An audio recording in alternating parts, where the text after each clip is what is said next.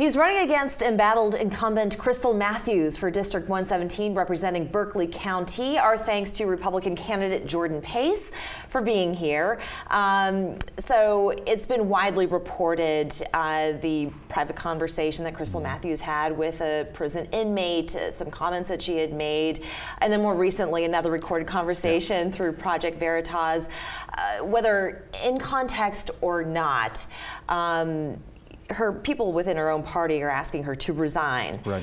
What are your thoughts on this?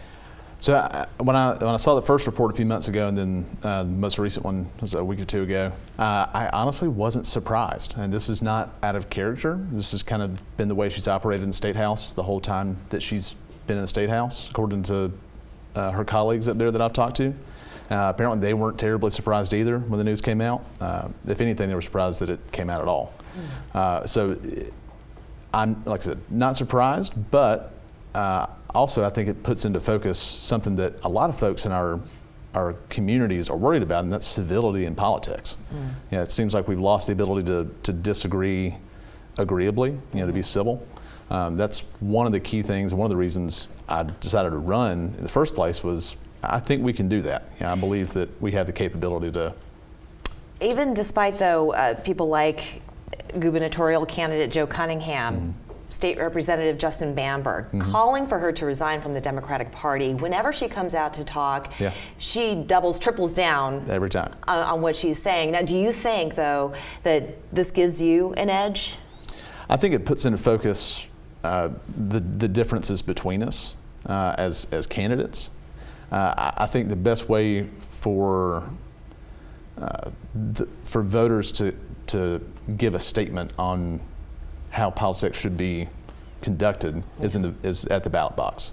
So whether she should resign or not, that's up to her. I don't think she is going to. Have you talked to her? I have not. I've tried. When I originally tried to run, I tried to reach out and never got anywhere. Do you have a debate scheduled with her at all? That's been tried several times and got no response. I mean, she's busy running for U.S. Senate. That's right. And that was the other thing. When I heard that she was considering that, I was like, okay, well, I'm definitely going to run. People in the district deserve to be represented. And that's an important thing to note as well. So not only is she wanting to either hold on to her current seat representing District 117, but she is also running against Republican Tim Scott in the U.S. Senate race.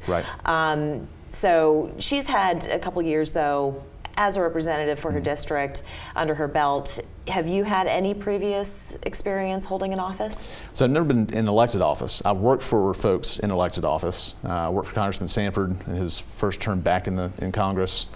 Did constituent work for him, so I'm very familiar with how that works. I worked in public policy organizations, so I'm very, very familiar with how the process works, how the State House works. I've got a lot of friends that are already up there. So I'm not unfamiliar with it, but. What is your platform for your campaign? What is it that you want to see change within your district? Sure. So my district is new. 90% of it's kind of shifted over with the redistricting. It's a new growth area. So primary concerns up there, for the most part, are roads, infrastructure, schools. And we're talking Nexton is part of that district. Nexton, a lot Cane of development Bay, there. Carnes Crossroads, basically all the new development in Berkeley County. So it's a lot of people who aren't from here. That have moved from off. I'm originally from Spartanburg, so I can empathize with that. My wife, same, we're both from Spartanburg County, been here almost 15 years.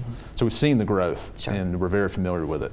So basically, my platform is, I think people and individuals, families, know how to spend their money better than the government does, and know how to educate their children better than anybody else. So my goal is for them to keep more of their money in their pocketbooks, and to be able to really have control over their child's education. What is your day job? So right now I'm a commercial real estate agent. In the past I've worked as a high school teacher because I used to work for Congressman Sanford, did some policy stuff. When I graduated from college, it was really bad economy, so I was working 3 or 4 jobs all at once, running restaurants downtown. I was a tour guide for a while, so I've seen a lot of aspects of the economy. Have you seen any accomplishments thus far in your career that you're particularly proud of, especially as it pertains to the community? Yeah, most of what I do in the commercial real estate side is with small business owners. So startups, folks that are mom and pop places looking to expand, helping those kind of folks get off the ground, the most people in South Carolina work for small businesses.